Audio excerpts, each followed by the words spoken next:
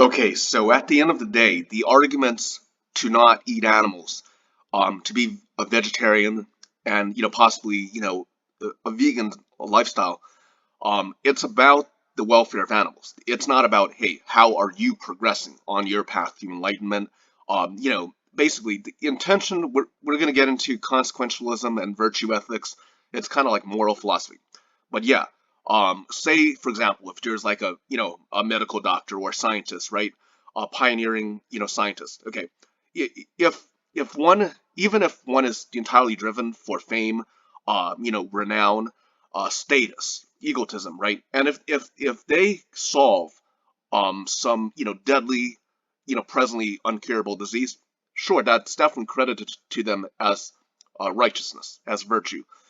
So there's a component of abstaining from animal products that's up aside from intention. Let's just say again, if basically people have this idea, hey, virtue signaling, um, it's about your journey, about basically benefit to your spiritual evolution. If it's done out of basically attachment to the idea of your spiritual benefit, that's probably we would disagree with that perspective. But whatever your intention, okay, if someone is if someone goes vegetarian, okay, whatever your intention, all right, let's just say you want to virtue signal. Let's just say you're attached to the idea of how your spiritual destiny is going to be.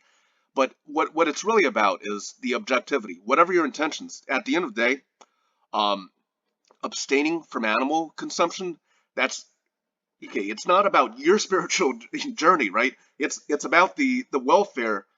What it does, A doesn't negate B, but it's about, you have to remember, it's about the welfare of sentient life, of understanding the animal as a sentient living being, with sentience, cognition, to abstain from causing harm to the animal.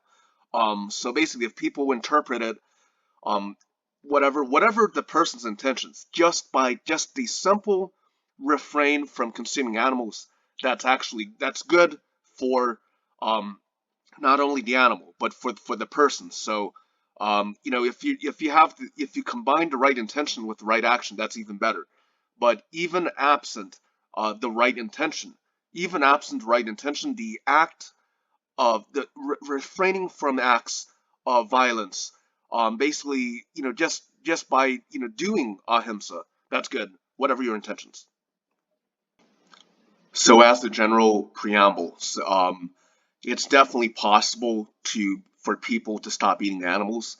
And in terms of vegetarian fare, we're not going to talk about veganism directly. Basically, in terms of abstaining from the meat of animals, the flesh of animals, it's definitely possible. And in terms of vegetarian fare, people have their different tastes and preferences, right?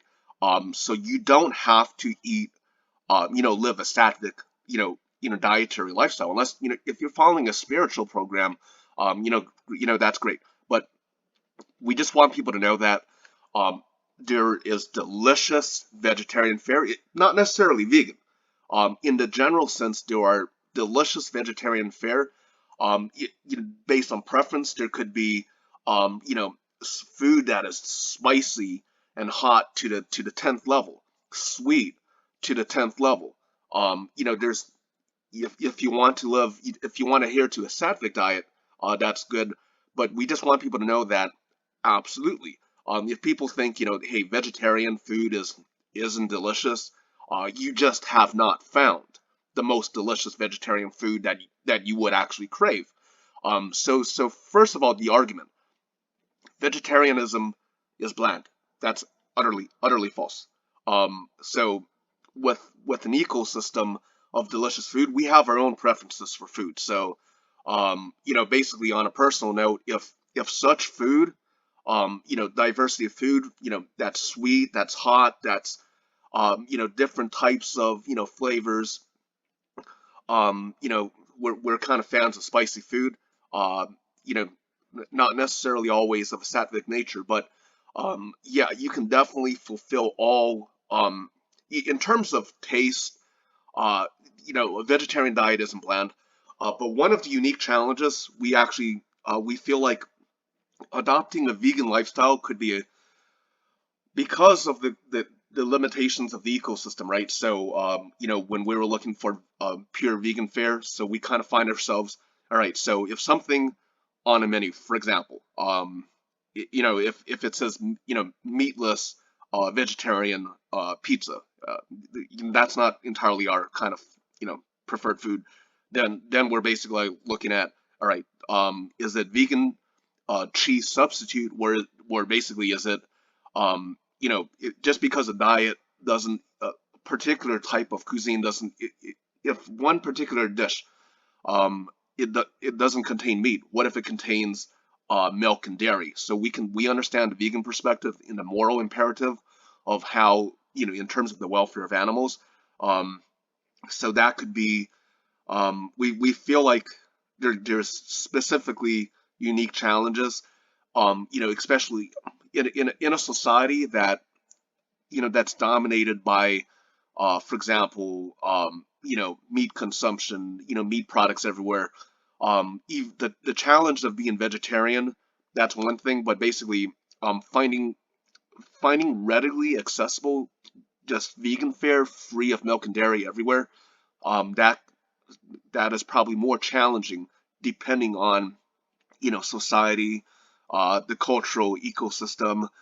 Um, but in a general sense, we believe that just, abstaining from eating the flesh of animals, that's good in and of itself. That's basically a more direct way to practice ahimsa. So without getting into the arguments about, different nuances about the ethicality, the ethics of dairy, cheese, milk-based animal products, in terms of the welfare, um, in terms of just, basically to stop consuming meat, it's definitely practical. Vegetarian fare can be absolutely delicious. Um, so basically, in the general sense of a meatless vegetarian diet, without, not necessarily vegan, um, but in general sense, everyone can become, can abstain from animal meat. So first, we want to discuss differences between consequentialism and virtue ethics, spirituality, and basically the principle of ahimsa. So basically, first of all, abstaining from the consumption of animals, to not eat animals, basically now is the imperative based on intention or the good action in itself. So two levels here. So basically, one argument, this is what we actually believe in. Imagine, for example, say, for example, there's a scientist, right, or basically a researcher. They're just, let's just say he or she is just driven by pure raw egotism, to become world famous, to become the one who brings about a cure for a deadly disease, or basically brings about, a breakthrough in fusion clean energy.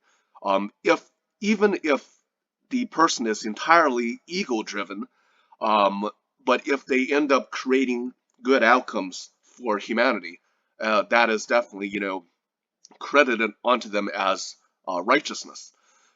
So basically, now our perspective is that now abstaining from the consumption of animals is good in and of itself. It's even better for the spiritual practitioner. Basically, if from a spiritual perspective, if you're conscious of the welfare of animals, um, but basically, so one shouldn't, just abstain from meat based on the idea, hey, this is a program, a dietary, a spiritual, program in a legalistic manner. Okay, refrain from X, Y, and Z, fulfill duties A, B, C, and now you're on your way to moksha. So basically, it has to be a conscious, cognizant awareness of animals as living beings, as entities with personhood, um, rather than just, hey, it's not virtue signaling, it's not legalistic. Okay, adhere to something by habit or by discipline. The key thing is awareness of the word, awareness of the scriptures, basically, the highest, one of the highest verses is like where Lord Krishna proclaims to his devotee, just abandon all dharmas, abandon all religions, practices, just surrender yourself unto me. He tells his disciples, surrender yourself to him, to surrender to God. And it basically where basically it's, don't focus on, it's not about ritual, it's not about legalism, but basically now the act of abstaining from the consumption of animals, that's good in and of itself. So um, basically to not harm an animal, a sentient being, even if your intentions are, whatever your intentions are, just the act of not consuming animals, that's good in and of itself. Um, because, for example, it's good for the animal, it's good for the living being. Um, so, heck, if you're just thinking about it as a legalistic manner, some type of, if you're just adhering to it as a legalistic injunction, then, so be it. If you're conscious of the welfare of animals, even better.